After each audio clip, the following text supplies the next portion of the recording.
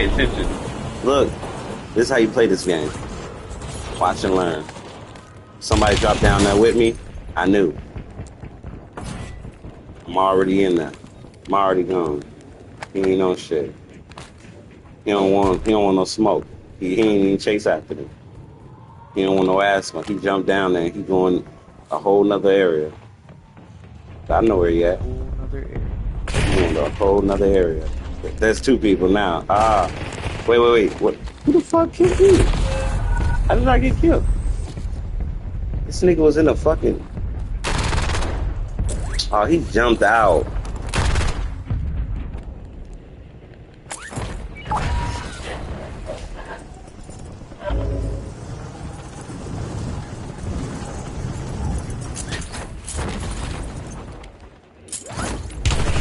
Holy shit. The luck wasn't on my side. How did he get back up?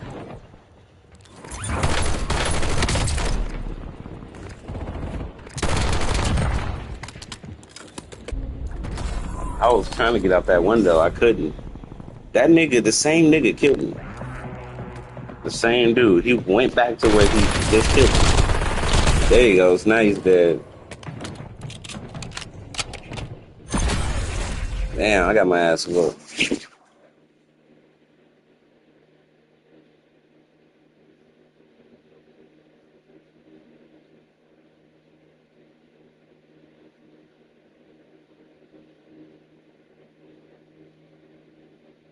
Sometimes your patience is what you get with, but the Bills don't win. That was me just last week. Porn star Jason Love for passionate lovemaking, and this crush, the 16, had devastated him because after she did the scene and she came home to him, he knew that she was in love with Jason. What? And this is crushing their marriage. It's becoming a strain on their whole relationship. It took months. The 16 says it took months for him to emotionally recover from all of the personal anguish and the torment and the lack of city and basically just the overall feeling of being cucked. I mean, this really put a strain on his life. And he says it took months to get over this stuff. You know, you're still not over the first dance of his life. I don't know. The hashtag let's let him hold from a dick line like a... The first one.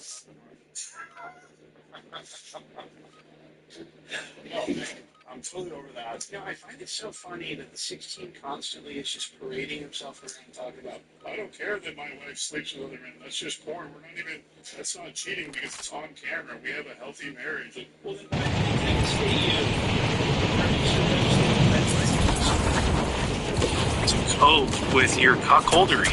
And so it's like, sure, now you're okay with it. Now you can say you're okay with it because you've already gone through hell. You've already felt all the devastation.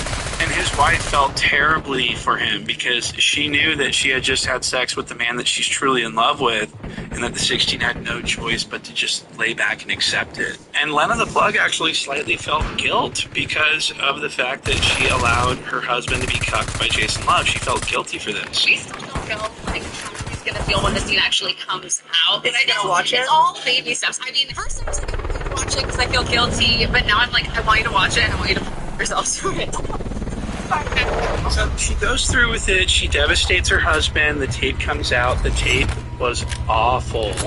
It was completely terrible. Everyone hated it. Everyone was making fun of how cringe it was, how shitty it looked. I mean, it was a total failure. The reviews were terrible, and Jason Love was embarrassed by this, I think.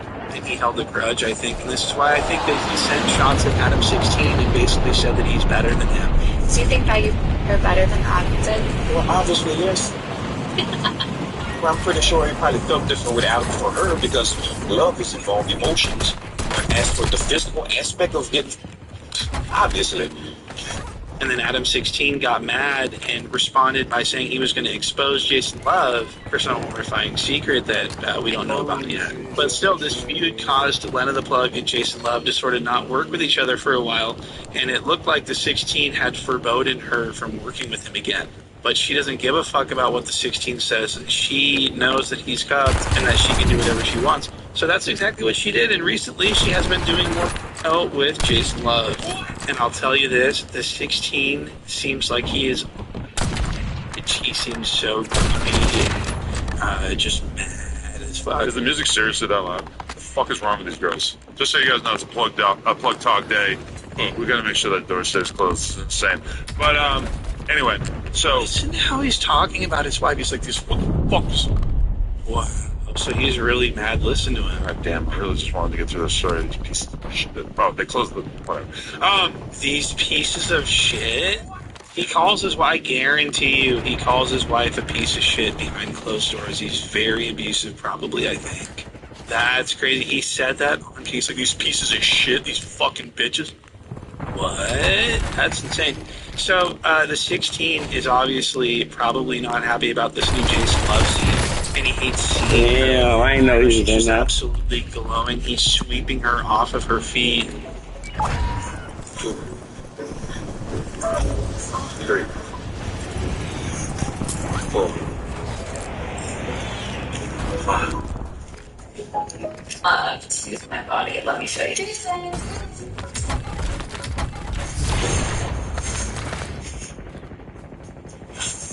And the 16 has no choice but to just sit there cucked once again. So this next clip is actually the first clip. This is the first official clip. This is where Vlad asks Lena the Plug about this new tape because Vlad says he's very suspicious about something about the tape. We'll watch this. Well, why'd you go with Jason Love again? Because remember, after the first one, there was like some back and forth where he was like talking some shit about Adam, and you know, Adam threatened to expose him about certain things that I know, but we're not going to talk about. Like, why go back with him again when there's a plethora of male talent? So Vlad's putting him on the spot. The 16 looks so uncomfortable. He's just squirming in his chair. Pay attention to the 16, how uncomfortable he looks and how cuckworthy he truly is. Lena, you did your second scene with Jason Love. I did. On a boat. Did you watch it? I did. You did? Oh my That god. makes one of us in this room. I'm not sure. Oh, yeah, I was like, Do my research. I gotta do my research before I come in. I had to talk about certain parts of you that. didn't have to watch all of it. Well, I kind of skimmed to the Okay. end. Skimmed to the end. Oh my god. So Leonard's like, oh my god, you watched it? Oh my god, you really did? And Vlad's like, well, I skimmed to the end. He had to skip to the end because it was trash and it was unwatchable. He's like, I'm not watching this bullshit. So he skips to the end and he noticed something that didn't sit well with him, and that's what he asks about next. Wait until you hear this. This is going to embarrass Lena severely. Damn, I would can't have get to this say, It motherfucker. did not look like he came at the end. Clearly, you're not arguing with me right now. So are you listening to what the fuck he just said? He did not look like he came at the end. That is diabolically insane. And she's so embarrassed. Her face is actually bright red, but you can't tell how blushed she is because of all the concealer and the liquid foundation. She's wearing a litany of makeup, and she just looks so disgusting. But she is embarrassed, and her face is actually bright red underneath all that. And the 16's just sitting there going, oh my god, I can't believe. This is literally, when I saw this, I leapt from my chair and I was like, wow. Jason Love couldn't even force himself to pretend to like Lena the Plug. And she is in love with him. He is the man of her dreams, and he can't even achieve the ending of situations. So she must be crushed. Her heart must be broken. And Vlad's sitting here like, so he did not come at the end, correct?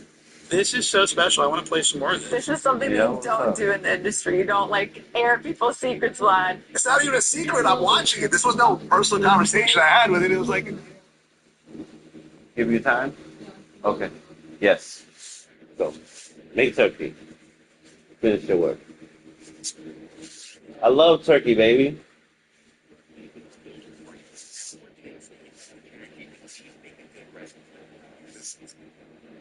I mean, listen, it happens, right? That's happened.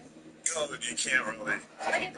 I don't have BV, but if I had BV and a guy smelled it on set and went and told everyone, that is fucked up. Everyone is allowed to have a bad day, and you don't go around and talk shit about people because. So now she's blaming this failure on him, and she's saying we don't want to talk about this because we don't want this getting out because people will talk shit about Jason. And I'm like, what? This doesn't even make Jason look bad. This is completely understandable for him not to be able to achieve the arousal necessary to generate that type of And I have a 12-year-old. Thanks for explaining how The issue I'm having is that I have a second niece, and I got it roughly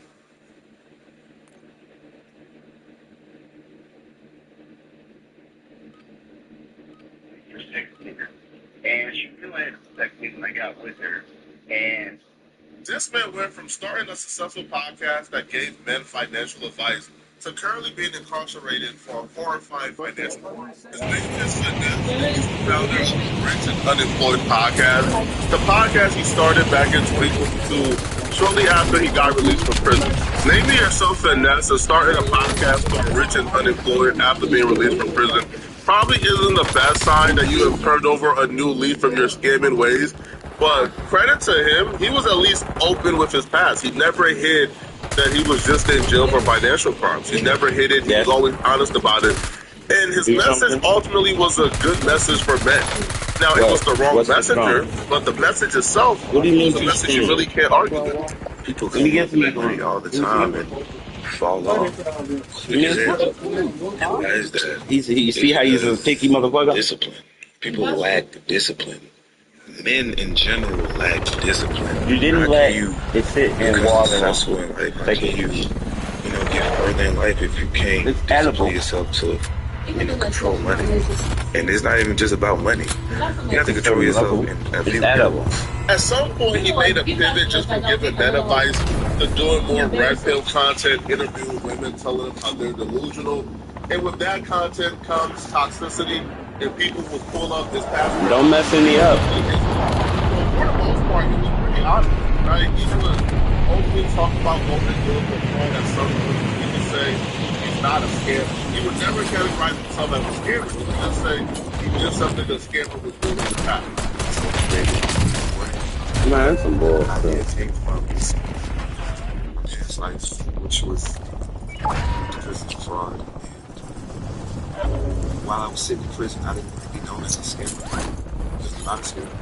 And I'm just trying to find different ways to I hear you. I hear you. Hello. You hear me, yo, you're gonna get strapped up, bro. Are we serious, bro? This your shield and the VIX 25? The life I used to live. So in the life that you used to live, were you a scammer then? No. I did something that a scammer would do. But I finessed the situation. I ain't a cheater. I just did something that a cheater would do. Yeah. So, no, he was a scammer, and a pretty good one at that, to be honest. Because what we saw, whenever this dude did commit a scam or a crime, he did it in the largest scale possible. Worried about a tax audit? In this edition of TurboTax Tips, we'll show you how TurboTax keeps your audit risk low. The IRS conducts tax audits to verify that tax returns are accurate, and TurboTax reduces the chance of an audit by thoroughly reviewing your return before you file. First, the skill possible.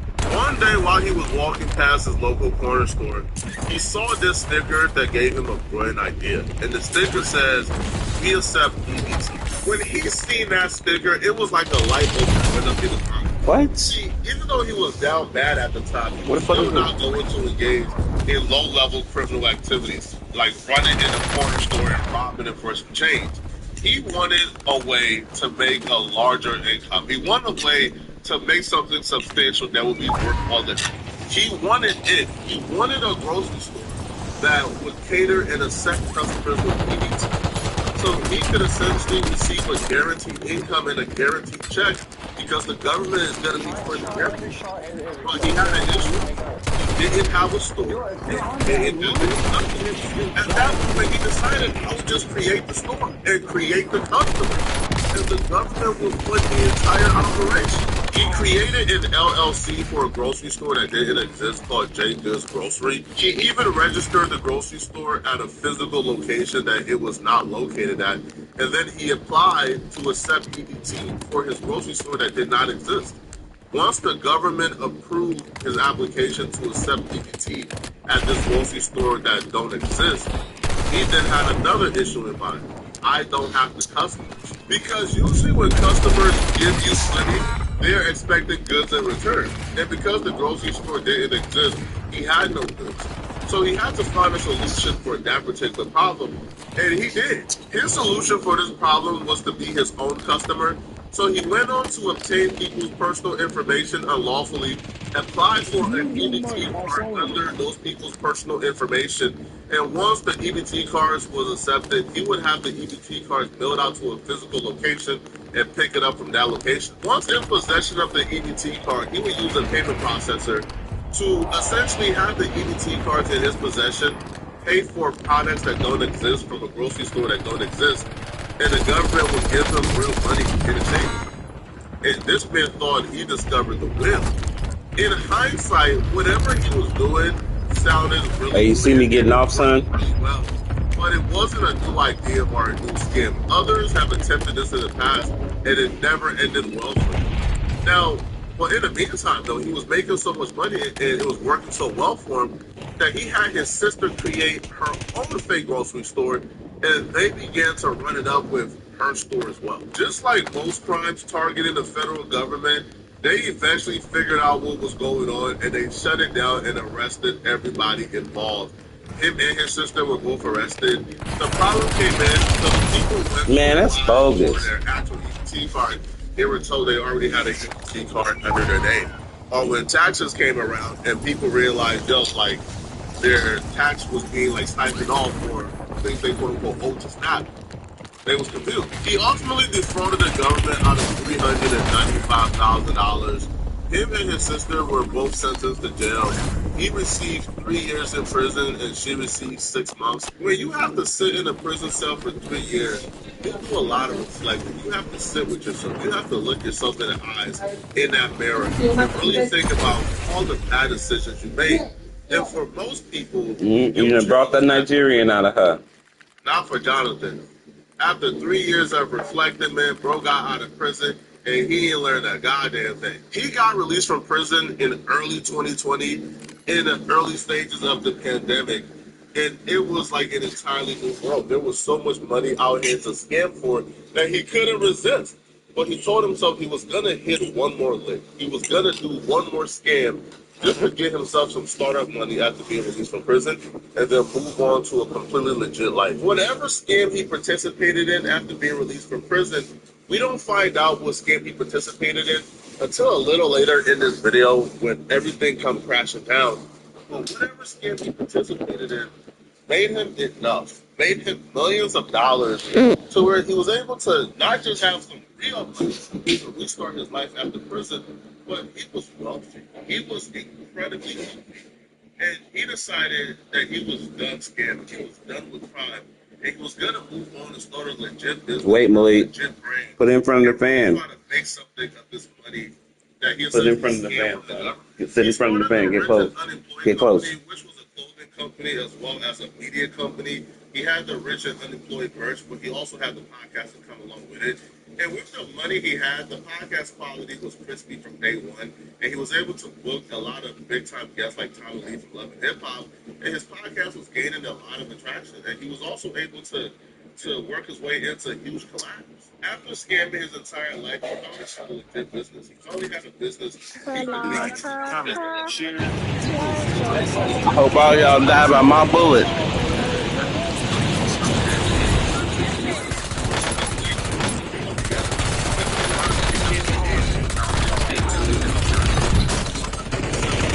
His last documented crime was April. He would live a life That was a good throw. crime-free. So after seeing how bad like this, he was motivated to do that method and tell other men to go completely legit and keep behind the legal businesses because they came without the express. And he made it his mission to essentially like spread that message and preach it. And he would do so in every big collab. I want you to speak specifically to a person. You say previous person. Right now, they're on the fence, they're 1 foot in, change 1 foot in their life, they're 1 foot back into. Yes. They can be going back to prison, they can be going back to the street life. They can This is my last week. They can be going back to something that doesn't serve them. Talk to that person, give them some advice. Next part, we just want to advertise. This is top 5 series channel to advertise on. It's just a top 5. I'll pay for next time. let's do, stop the thing.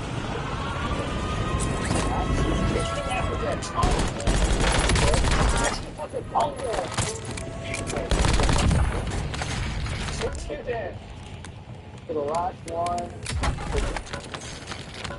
Marcus Jesus gets all 5. Oh, there we go. No, they can advertise on 500 plus trading fights, including all those ones we just guessed. And so you're telling me that I can put my top stuff on cable TV? Just like, well, exactly. Fast, affordable, and no middle.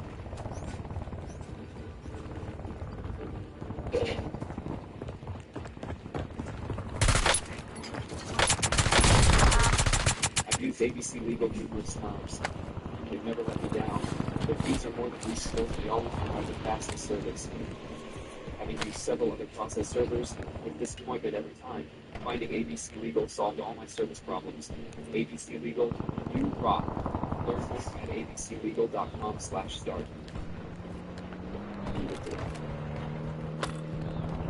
Said it in front, but I'm not right now. So right here. Why are you mad at me?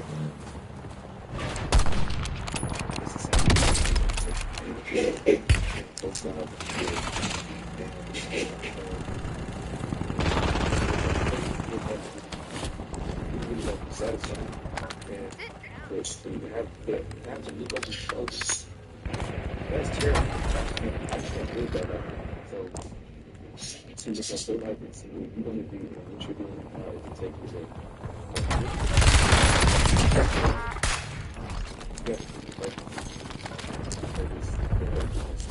Place where some people think I ever go.